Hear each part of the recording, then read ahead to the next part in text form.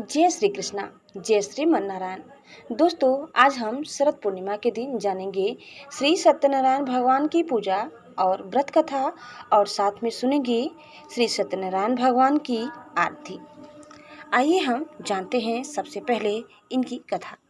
दोस्तों, प्रत्येक माह की पूर्णिमा तिथि को सत्यनारायण व्रत रखा जाता है, लेकिन कभी कभी यह व्रत चतुर्दशी तिथि में भी रखा जाता है, क्योंकि चंद्र उदय कालिक एवं प्रदोष व्यापिनी पूर्णिमा ही व्रत के लिए ग्रहण करनी चाहिए। सत्यनारायण व्रत में कथा, स्नान, दान आदि का बहुत महत्व माना गया है। इस व्रत में सत्यनारायण भगवान अर्थात विष्णु जी की पूजा की जाती है। सारा दिन व्रत रखकर संध्या समय में पूजा तथा कथा की जाती है। आइए अब हम सुनते हैं सत्यनारायण भगवान की पहली कथा। पहला अध्याय। बहुत समय पहले नैमिषारण्य तीर्थ में शौनक आदि 88,000 ऋषियों ने पुराणवेत्ता श्री सूत जी से पूछा, हे सूत जी, इस कलयुग में वेद विद्या रहित मानवों को ईश्वर भक्ति किस प्रकार मिलेगी तथा उनका उद्धार कैसे होगा? हे मुनि श्रेष्ठ, कोई ऐसा व्रत तथा अथवा तब बताइए जिसके करने से थोड़े ही समय में पुण्य प्राप्त हो तथा मनवांछित फल भी मिले। ऐसी कथा सुनने की हमारी बहुत इच्छा है। इस प्रश्न पर शास्त्रों के ज्ञाता श्री सूत जी ने कहा, हे वैष्णव में पूज्य, आप सभी ने प्राणियों के हित एवं कल्याण की बात पूछी है। अब मैं उस श्रेष्ठ व्रत को आप लोगों से कहूँगा जिसे श्रेष्ठ मुनि नारद जी ने श्री लक्ष्मी नारायण भगवान जी से पूछा था, और श्री लक्ष्मी नारायण भगवान ने मुनि श्रेष्ठ नारद जी को बताया था। आप सभी श्रेष्ठगण यह कथा ध्यान से सुने। दोस्तों, मुनिनाथ सुनो, यह सत्य कथा सब कल ही हुए, महासुखदायी, ताप हरे भव दूर करे, सब काज करे सुख के अधिकाई। अति संकट में दुख दूर करे, सब ठौर कुठौर में होत सहाय। प्रभु नाम चरित गुण गाने किए बिन, कैसे महाकली पाप नसाई। अर्थात मुनि श्रेष्ठ नारद दूसरों के कल्याण हेतु सभी लोकों में घूमते हुए एक समय मृत्यु लोक में आ पहुँचे। यहाँ बहुत सी योनियों में जन्मे प्रायः सभी मनुष्यों को अपने कर्म अनुसार अनेक कष्टों से पीड़ित देखकर उन्होंने विचार किया कि किस यत्न के करने से निश्चय ही प्राणियों के कष्टों का निवारण हो सकेगा। मन में ऐसा विचार कर श्री नारद विष्णु लोक गए। वहाँ श्वेत वर्ण और 4 भुजाओं वाले देवों के इस नारायण को, जिनके हाथों में शंख, चक्र, गदा और पद्य थे तथा वरमाला पहने हुए थे, को देखकर उनकी स्तुति करने लगे। नारद जी ने कहा, हे भगवान, आप अत्यंत शक्तिवान हैं, मन तथा वाणी भी आपको नहीं पा सकती। आपका आदि मध्य अंत भी नहीं है। आप निर्गुण स्वरूप सृष्टि के कारण भक्तों के कष्टों को नष्ट करने वाले हो। आपको मेरा सत सत नमन है। नारद जी से इस प्रकार की प्रार्थना सुनकर विष्णु भगवान बोले, हे योगीराज, आपके मन में क्या है? आपका किस कार्य हेतु यहाँ आगमन हुआ है? निसंकोच कहें। तब मुनि श्रेष्ठ नारद मुनि ने कहा, मृत्यु लोक में सब मनुष्य जो अनेक योनियों में पैदा हुए हैं, अपने अपने कर्मों द्वारा अनेक प्रकार के कष्टों के कारण दुखी हैं। हे स्वामी, यदि आप मुझ पर दया रखते हैं तो बताइए कि उन मनुष्यों के सब कष्ट थोड़े से ही प्रयत्न से किस प्रकार दूर हो सकते हैं। श्री विष्णु भगवान ने कहा, हे नारद, मनुष्यों की भलाई के लिए तुमने यह बहुत उत्तम प्रश्न किया है। जिस व्रत के करने से मनुष्य मोह से छूट जाता है, वह व्रत मैं तुमसे कहता हूँ, सुनो। अति पुण्य दान करने वाला स्वर्ग तथा मृत्यु लोक दोनों में दुर्लभ एक अति उत्तम व्रत है, जो आज मैं तुमसे कहता हूँ। श्री सत्यनारायण भगवान का यह व्रत तिथि विधान पूर्वक संपन्न करने पर मनुष्य इस धरती पर सभी प्रकार के सुख भोग कर मरणोपरांत मोक्ष को प्राप्त होता है। श्री विष्णु भगवान के ऐसे वचन सुनकर नारद मुनि बोले, हे भगवान, उस व्रत का विधान क्या है, फल क्या है, इससे पूर्व किसने यह व्रत किया है और किस दिन यह व्रत करना चाहिए, कृपया मुझे विस्तार से समझाएं। श्री विष्णु भगवान ने कहा, हे नारद, दुख, शोक एवं सभी प्रकार की व्याधियों को दूर करने वाला यह व्रत सब स्थानों पर विजय दिलाने वाला है।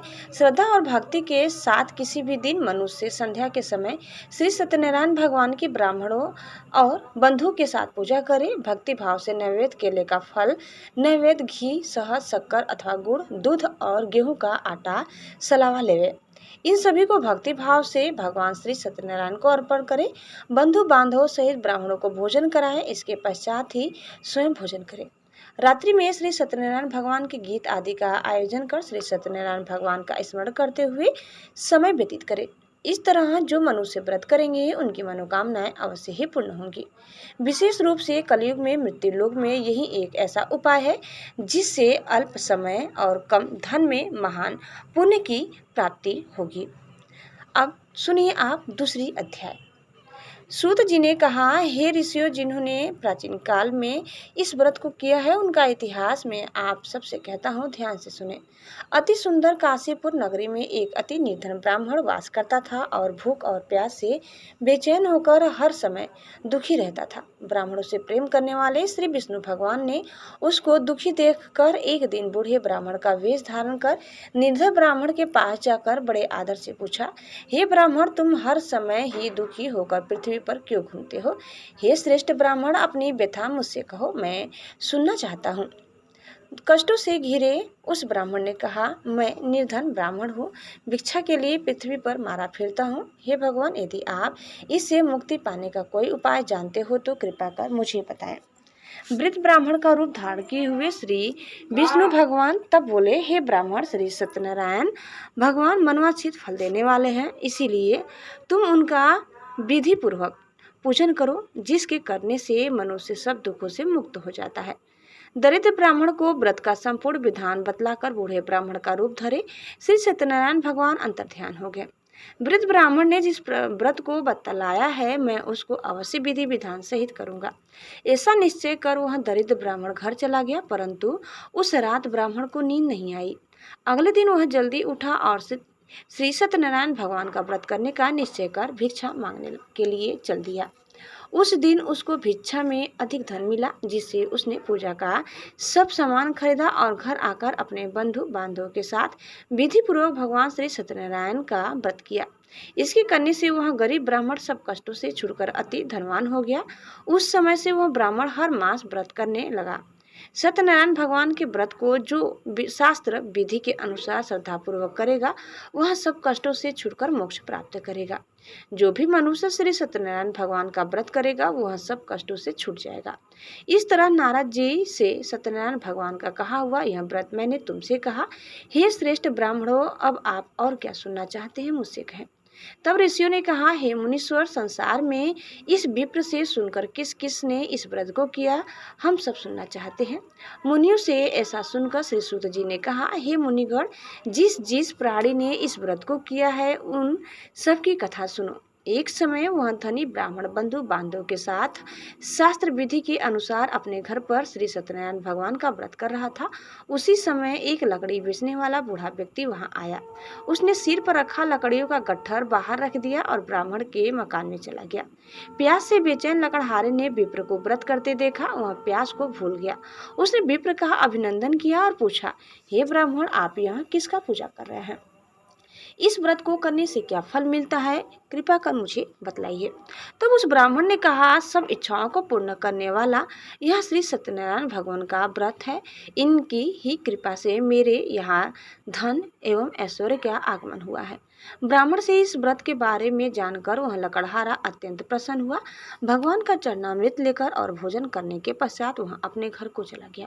और फिर अगले दिन लकड़हारे ने अपने मन में संकल्प किया कि आज गांव में लकड़ी बेचने से जो धन मिलेगा उसी से भगवान सत्यनारायण का श्रेष्ठ व्रत करूंगा। मन में ऐसा विचार कर वह लकड़हारा लकड़ियों का गट्ठर अपने सिर पर रखकर जिस नगर में धनवान लोग रहते थे ऐसे सुंदर नगर में गया। उस दिन उसे उन लकड़ियों का दाम पहले दिनों से चौगुना मिला। तब वह बूढ़ा लकड़हारा बहुत प्रसन्न होकर पके केले, शक्कर, शहद, घी, दूध, दही और गेहूं का चूर्ण इत्यादि श्री सत्यनारायण भगवान के व्रत की सभी सामग्री लेकर अपने घर आया। फिर उसने अपने बंधु बांधवों को बुलाकर विधि विधान के साथ भगवान का पूजन एवं व्रत किया। उस व्रत के प्रभाव से वह बूढ़ा लकड़हारा धन धान्य से युक्त हुआ और संसार के सब सुख भोग कर बैकुंठ को चला गया। दोस्तों, अब आप सुनिए तीसरी अध्याय यानी तीसरी कथा। श्री सूत जी बोले, हे श्रेष्ठ मुनियों, अब मैं आगे की एक कथा कहता हूँ। प्राचीन काल में उल्का मुख नाम का एक महान ज्ञानी राजा था। वह जितेंद्रिय और सत्यवक्ता था। प्रतिदिन मंदिरों में जाता था तथा गरीबों को धन देकर उनके दुख दूर करता था। उसकी पत्नी कमल के समान सुंदर मुख वाली और सती साध्वी थी। एक दिन भद्रशिला नदी के तट पर वे दोनों विधि विधान सहित श्री सत्यनारायण भगवान का व्रत कर रहे थे। उस समय वहां साधु नामक एक वैश्य आया। उसके पास व्यापार के लिए बहुत सा धन था। वह वैश्य नाव को नदी किनारे पर ठहरा कर राजा के पास आया। राजा को व्रत करते हुए देखकर उसने विनम्रता पूर्वक पूछा, हे राजन, यह आप क्या कर रहे हो? मेरी सुनने की इच्छा है, कृपया आप यह मुझे भी समझाइए। महाराज, उनका मुख ने राजा से कहा, हे साधु वैश्य, मैं अपने बंधु बांधवों के साथ पुत्र की प्राप्ति के लिए श्री सत्यनारायण भगवान का व्रत का पूजन कर रहा हूँ। राजा के वचन सुनकर साधु नामक वैश्य ने आदर से कहा, हे राजन, मुझे भी इसका संपूर्ण विधि विधान बताएं। मैं भी आपके कहे अनुसार इस व्रत को करूंगा। मेरी भी कोई संतान नहीं है। मुझे विश्वास है इस उत्तम व्रत को करने से अवश्य ही मुझे भी संतान होगी। राजा से व्रत के सब विधान सुन व्यापार से निवृत्त हो वह वैश्य सुखपूर्वक अपने घर आया। उसने अपनी पत्नी को संतान देने वाले उस व्रत के विषय में सुनाया और प्रण किया कि जब मेरी संतान होगी तब मैं इस व्रत को करूंगा। वैश्य ने यह वचन अपनी पत्नी लीलावती से भी कहे। एक दिन उसकी पत्नी लीलावती श्री सत्यनारायण भगवान की कृपा से गर्भवती हो गई। 10वें महीने में उसने एक अति सुंदर कन्या को जन्म दिया। दिनों दिन वह कन्या इस तरह बढ़ने लगी जैसे शुक्ल पक्ष का चंद्रमा बढ़ता है। कन्या का नाम उन्होंने कलावती रखा। तब लीलावती ने मीठे शब्दों में अपने पति को याद दिलाया कि आपने जो भगवान का व्रत करने का संकल्प किया था, अब आप उसे पूरा कीजिए। साधु वैश्य ने कहा, हे प्रिय, मैं कलावती के विवाह पर इस व्रत को करूंगा। इस प्रकार अपनी पत्नी को आश्वासन दे वह व्यापार करने विदेश चला गया। कलावती पितृगृह में वृद्धि को प्राप्त हो गई। लौटने पर साधु ने जब नगर में सखियों के साथ अपनी वयस्क होती पुत्री को खेलते देखा तो उसे उसके विवाह की चिंता हुई। तब उसने एक दूत को बुलाकर कहा कि उसकी पुत्री के लिए कोई सुयोग्य वर देखकर लाए। दूत साधु नामक वैश्य की आज्ञा पाकर कंचन नगर पहुंचा और देखभाल कर वैश्य की कन्या के लिए एक सुयोग्य वणिक पुत्र ले आया। उस सुयोग्य लड़के के साथ साधु नामक वैश्य ने अपने बंधु बांधवों सहित प्रसन्नचित होकर अपनी पुत्री का विवाह कर दिया। दुर्भाग्य से वह विवाह के समय भी सत्यनारायण भगवान का व्रत करना भूल गया। इस पर श्री सत्यनारायण भगवान अत्यंत क्रोधित हो गए। उन्होंने वैश्य को श्राप दिया कि तुम्हें दारुण दुख प्राप्त होगा। और फिर अपने कार्य में कुशल वह वैश्य अपने दामाद सहित नाव का बेड़ा लेकर व्यापार करने के लिए सागर के समीप स्थित रत्नसारपुर नगर में गया। रत्नसारपुर एवं चंद्रकेतु नामक राजा राज करता था। दोनों ससुर जमाई चंद्रकेतु राजा के उस नगर में व्यापार करने लगे। एक दिन भगवान सत्यनारायण की माया से प्रेरित एक चोर राजा चंद्रकेतु का धन चुरा कर भाग रहा था। राजा के दूतों ने अपने पीछे तेजी से आते देखकर चोर ने घबराकर राजा के धन को वैश्य की नाव में चुपचाप रख दिया जहां वे ससुर जमाई ठहरे हुए थे और भाग गया। जब दूतों ने उस वैश्य के पास राजा के धन को रखा देखा तो उन्होंने उन ससुर दामाद को ही चोर समझा। वे उन ससुर दामाद दोनों को बांध कर ले गए और राजा के समीप जाकर बोले, आपका धन चुराने वाले ये दो चोर हम पकड़ कर लाए हैं, देख कर आज्ञा दे। तब राजा ने बिना उस वैश्य की बातें सुने उन्हें कारागार में डालने की आज्ञा दे दी। इस प्रकार राजा की आज्ञा से उनको कारावास में डाल दिया गया तथा उनका सारा धन भी छीन लिया गया। सत्यनारायण भगवान के श्राप के कारण उस वैश्य की पत्नी लीलावती व पुत्री कलावती भी घर पर बहुत दुखी हुई। उनका सारा धन चोर चुरा कर ले गए। मानसिक व शारीरिक पीड़ा तथा भूख प्यास से अति दुखी हो भोजन की आस में कलावती एक ब्राह्मण के घर गई। उसने ब्राह्मण को श्री सत्यनारायण भगवान का व्रत विधि पूर्वक करते देखा। उसने कथा सुनी तथा श्रद्धा पूर्वक प्रसाद ग्रहण कर रात को घर आई। माता ने कलावती से पूछा, हे पुत्री, तू अब तक कहाँ रही? मैं तेरे लिए बहुत चिंतित थी। माता के शब्द सुन कलावती बोली, हे माता, मैंने एक ब्राह्मण के घर श्री सत्यनारायण भगवान का व्रत होते देखा है और मेरी भी उस उत्तम व्रत को करने की इच्छा है। माता ने कन्या के वचन सुनकर सत्यनारायण भगवान के पूजन की तैयारी की। उसने बंधुओं सहित श्री सत्यनारायण भगवान का पूजन व व्रत किया और वर मांगा कि मेरे पति और दामाद शीघ्र ही घर लौट आएं। साथ ही विनती की कि हे प्रभु, अगर हमसे कोई भूल हुई हो तो हम सबका अपराध क्षमा करो। श्री सत्यनारायण भगवान इस व्रत से प्रसन्न हो गए। उन्होंने राजा चंद्रकेतु को स्वप्न में दर्शन देकर कहा, हे राजन, जिन दोनों वैश्यों को तुमने बंदी बना रखा है वे निर्दोष है, उन्हें प्रातः ही छोड़ दो। उनका सब धन जो तुमने अधिग्रहित किया है लौटा दो, अन्यथा मैं तुम्हारा राज्य, धन, पुत्र आदि सब नष्ट कर दूंगा। राजा से ऐसे वचन कहकर भगवान अंतर्ध्यान हो गए। और फिर प्रातः काल राजा चंद्रकेतु ने दरबार में सबको अपना स्वप्न सुनाया और सैनिकों को आज्ञा दी कि दोनों वैश्यों को कैद से मुक्त कर दरबार में ले आए। दोनों ने आते ही राजा को प्रणाम किया। राजा ने कोमल वचनों में कहा, हे महानुभावों, तुम्हें अज्ञानतावश ऐसा कठिन दुख प्राप्त हुआ है, अब तुम्हें कोई भय नहीं है, तुम मुक्त हो। इसके बाद राजा ने उनको नए नए वस्त्र आभूषण पहनाए तथा उनका जितना धन लिया था उससे दोगुना लौटाकर आदर से विदा किया। दोनों वैश्य अपने घर को चल दिए। दोस्तों, अब आप सुनिए चौथा अध्याय यानी कि चौथी कथा।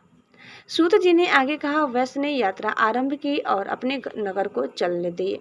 उनके थोड़ी दूर आगे बढ़ने पर दंडी वेशधारी श्री सत्यनारायण भगवान ने उनकी परीक्षा लेने हेतु उनसे पूछा, हे वैश्य, तेरी नाव में क्या है? अभिमानी वणित हंसता हुआ बोला, हे दंडी, आप क्यों पूछते हैं? क्या धन लेने की कामना है? मेरी नाव में तो बेल के पत्ते भरे हैं। वैश्य के ऐसे वचन सुनकर दंडी वेशधारी श्री सत्यनारायण भगवान बोले, तुम्हारा वचन सत्य हो। ऐसा कहकर वे वहां से चले गए और कुछ दूर जाकर समुद्र के तट पर बैठ गए। दंडी महाराज के जाने के पश्चात वैश्य ने नित्य क्रिया से निवृत्त होने के बाद नाव को ऊंची उठी देखकर अचंभा किया तथा नाव में बेल पत्ते आदि देखकर मूर्छित हो जमीन पर गिर पड़े। मूर्छा खुलने पर अति शोक करने लगे। तब उसके दामाद ने कहा, आप शोक न करें, यह दंडी महाराज का श्राप है, अतः हमें उनकी शरण में ही चलना चाहिए, वही हमारे दुखों का अंत करेंगे। दामाद के वचन सुनकर वह वैश्य दंडी भगवान के पास पहुंचा और अत्यंत भक्तिभाव से पश्चात करते हुए बोला, मैंने जो आपसे असत्य वचन कहे थे उनके लिए मुझे क्षमा करें। ऐसा कहकर वह शोक आतुर हो रोने लगा। तब दंडी भगवान बोले, हे वाणिक पुत्र, मेरी आज्ञा से ही बार बार तुझे दुख कष्ट प्राप्त हुआ है, तू मेरी पूजा से विमुख हुआ है। तब उस वैश्य ने कहा, हे भगवान, आपकी माया को ब्रह्मा आदि देवता भी नहीं जान पाते, तब मैं मूर्ख भला कैसे जान सकता हूँ। आप प्रसन्न होइए, मैं अपनी क्षमता अनुसार आपकी पूजा करूँगा। मेरी रक्षा कीजिए और मेरी नौका को पहले के समान धन से परिपूर्ण कर दीजिए। उसके भक्ति से परिपूर्ण वचन सुनकर श्री सत्यनारायण भगवान प्रसन्न हो गए और उसकी इच्छा अनुसार वर देकर अंतर्ध्यान हो गए। तब ससुर व दामाद दोनों ने नाव पर आकर देखा कि नाव धन से परिपूर्ण है। फिर वह विधि विधान से भगवान सत्यनारायण का पूजा कर साथियों सहित अपने नगर को चल दिए। जब वह अपने नगर के निकट पहुंचा तब उसने एक दूत को अपने घर भेजा। दूत ने साधु नामक वैश्य के घर जाकर उसकी पत्नी को नमस्कार किया और कहा, आपके पति अपने जमाता सहित इस नगर में समीप आ गए हैं। लीलावती और उसकी कन्या कलावती उस समय भगवान का पूजन कर रही थी। दूत का वचन सुनकर साधु की पत्नी ने बड़े हर्ष के साथ सत्यनारायण भगवान का पूजन पूर्ण किया और अपनी पुत्री से कहा, मैं अपने पति के दर्शन को जाती हूँ, तू पूजन पूर्ण कर शीघ्र आ जाना। परंतु कलावती पूजन एवं प्रसाद छोड़कर अपने पति के दर्शन के लिए चली गई। पूजन एवं प्रसाद की अवज्ञा के कारण भगवान सत्यनारायण ने रुष्ट हो उसके पति को नाव सहित पानी में डुबो दिया। कलावती अपने पति को न पाकर रोती हुई जमीन पर गिर पड़ी। नौका को डूबा हुआ तथा कन्या को रोती हुई देख साधु नामक वैश्य द्रवित हो बोला, हे प्रभु, मुझसे या मेरे परिवार से अज्ञानतावश जो अपराध हुआ है उसे क्षमा करे। उसके ऐसे वचन सुनकर सत्यदेव भगवान प्रसन्न हो गए। आकाशवाणी हुई, हे वैश्य, तेरी पुत्री मेरा प्रसाद छोड़कर आई है, इसलिए इसका पति अदृश्य हुआ है। यदि वह घर जाकर प्रसाद ग्रहण कर लौटे तो इसे इसका पति अवश्य मिलेगा। आकाशवाणी सुनकर कलावती ने घर पहुंचकर प्रसाद ग्रहण किया और फिर आकर अपने पति को पूर्ण रूप में पाकर वह अति प्रसन्न हुई तथा उसने अपने पति के दर्शन किए। तत्पश्चात साधु वैश्य ने वही बंधु बांधव सहित सत्यदेव का विधि पूर्वक पूजन किया। वह इस लोक के सभी प्रकार के सुख भोगकर अंत में मोक्ष को प्राप्त हुआ। दोस्तों, अब आप सुनिए पांचवा अध्याय यानी कि पांचवा कथा। श्री सूत जी बोले, हे ऋषिगण, मैं एक और कथा कहता हूँ, आप सभी ध्यान से सुनो। सदा प्रजा के लिए चिंतित तुग्नध्वज नाम का एक राजा था। उसने भगवान सत्यनारायण का प्रसाद त्याग कर बहुत कष्ट पाया।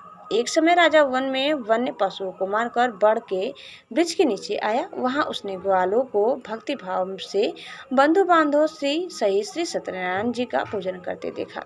परंतु राजा देखकर भी अभिमान के कारण न तो वहां गया और न ही सत्यदेव भगवान को नमस्कार ही किया। जब ग्वालों ने भगवान का प्रसाद उसके सामने रखा तो वह प्रसाद छोड़कर अपने नगर को चला गया। नगर में पहुंचकर उसने देखा कि उसका सारा राज्य नष्ट हो गया है। वह समझ गया कि यह सब भगवान सत्यदेव ने रुष्ट होकर किया है। तब वह वन में वापस आया और ग्वालों के समीप जाकर विधि पूर्वक पूजन का प्रसाद ग्रहण किया। तो सत्यनारायण की कृपा से सब कुछ पहले जैसा ही हो गया और लंबे समय तक सुख भोग कर मरणोपरांत वह मोक्ष को प्राप्त हुआ। जो मनुष्य इस श्रेष्ठ दुर्लभ व्रत को करेगा, श्री सत्यनारायण भगवान की कृपा से उसे धन धान्य की कोई कमी नहीं होगी। निर्धन धनी और बंदी बंधनों से मुक्त होकर निर्भय हो जाता है। संतानहीन को संतान प्राप्त होती है तथा सब इच्छाएं पूर्ण कर अंत में वह वैकुंठ धाम को जाता है। अब उनके बारे में भी जानिए जिन्होंने पहले इस व्रत को किया। अब उनके दूसरे जन्म की कथा भी सुनिए। सतानंद नामक वृद्ध ब्राह्मण ने सुदामा के रूप में जन्म लेकर श्री कृष्ण की भक्ति एवं सेवा कर वैकुंठ प्राप्त किया। उल्का मुख नामक महाराज राजा दशरथ बने और श्री रघुनाथ का पूजन कर मोक्ष को प्राप्त हुए। साधु नाम के वैश्य ने धर्मात्मा व सत्य प्रतिज्ञ राजा मोरध्वज बनकर अपने पुत्र को आरे से चीरकर वैकुंठ धाम प्राप्त किया। महाराज तुंगध्वज स्वयंभू मनु बने। उन्होंने बहुत से लोगों को भगवान की भक्ति में लीन कराकर वैकुंठ धाम प्राप्त किया। लगड़हारा अगले जन्म में गुह नामक निषाद राजा बना, जिसने राम के चरणों की सेवा कर अपने सभी जन्मों को संवार लिया। एक बार प्रेम से बोलिए श्री विष्णु भगवान की जय, श्री सत्यनारायण भगवान की जय। दोस्तों, कथा यही समाप्त होता है। अब आप सुनिए श्री सत्यनारायण भगवान की आरती। जय लक्ष्मी रमणा, ओम जय लक्ष्मी रमणा, सत्यनारायण स्वामी जन पातकी हरना। ओम जय लक्ष्मी रमणा, रत्न जड़ित सिंहासन अद्भुत छबिराजे, नारद करत निराजन घंटा ध्वनि बाजे। ओम जय लक्ष्मी रमणा, प्रकट भये कलि कारण द्विज को दर्श दियो, बूढ़ो ब्राह्मण बन कर कंचन महल कियो। ओम जय लक्ष्मी रमणा, दुर्बल भील कठारो इन पर कृपा करी, चंद्रचूड़ एक राजा जिनकी विपत्ति हरी। ओम जय लक्ष्मी रमणा, वैश्य मनोरथि पायो श्रद्धा तज दीनी, सो फल भोग्य प्रभु जी फिर स्तुति कीनी। ओम जय लक्ष्मी रमणा, भाव भक्ति के कारण छिन छिन रूप धर्यो, श्रद्धा धारण कीनी तिनी को काज सर्यो। ओम जय लक्ष्मी रमणा, ग्वाल बाल संग राजा वन में भक्ति करी, मनवांछित फल दीनु दीन दयाल हरि। ओम जय लक्ष्मी रमणा, चढ़त प्रसाद सवाया कदली फल मेवा, धूप दीप तुलसी से राजी सत्य देवा। ओम जय लक्ष्मी रमणा, श्री सत्यनारायण जी की आरती जो कोई नर गावे, मैया जो कोई नर गावे, कहत शिवानंद स्वामी मनवांछित फल पावे। ओम जय लक्ष्मी रमेणा। एक बार प्रेम से बोलिए श्री विष्णु भगवान की जय, श्री सत्यनारायण भगवान की जय। दोस्तों वीडियो समाप्त हुआ। उम्मीद करते हैं कि आपको हमारे आज की वीडियो जरूर पसंद आई होगी। कैसी लगी कमेंट करके बताइए। चैनल में नए हैं तो प्लीज़ लाइक शेयर और सब्सक्राइब करना न भूलें। धन्यवाद। जय श्री सत्यनारायण भगवान, जय श्री माता लक्ष्मी।